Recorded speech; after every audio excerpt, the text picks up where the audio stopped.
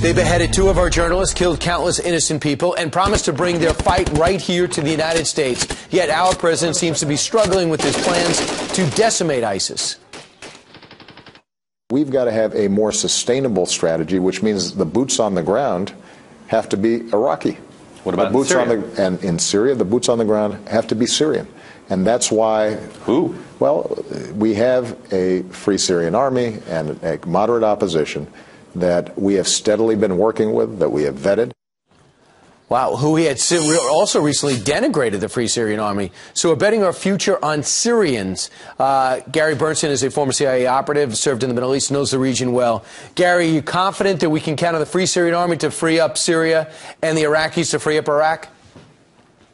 Well, first off, the administration's missing the picture here. First off, we need to be talking to the GCC, the Gulf Cooperation Council states, Saudi Arabia, the UAE, Qatar, Oman, Bahrain. We've got to get the Saudis and the UAE to commit into this thing. They've got to commit with money, air power. We've got to get some of their ground troops involved in this, too, because you don't want Iraqi Shia forces going into the Sunni area to fight there. That is not good. Let's just talk about the Iraq area first. And so we're going to have to build a coalition there. The Kurds aren't going to go into those areas because the Kurds, primarily a defensive force, will want to defend Kurdistan. Maybe they'll help in Mosul a bit. But you're going to need a force, a Sunni force, maybe some Jordanians too, but we're going to build a coalition of forces to go into this Sunni area. Those Sunni tribesmen switched sides because they were treated so badly by the Maliki government, and they supported ISIS's entry.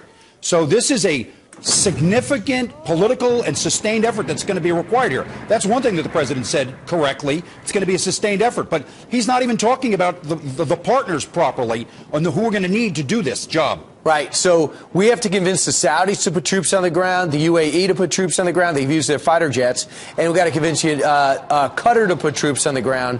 I'm not seeing that. So far, what kind of leverage do we have to get them to act their own safety? Look, in the end, ISIS presents a threat to all of them.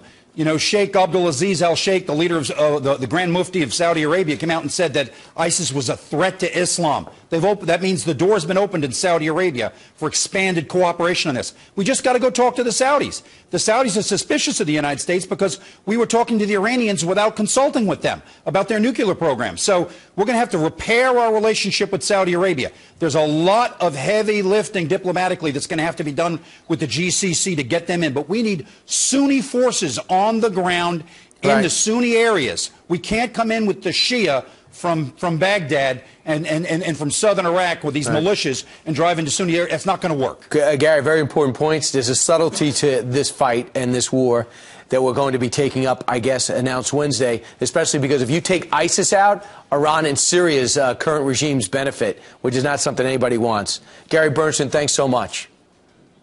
Great pleasure.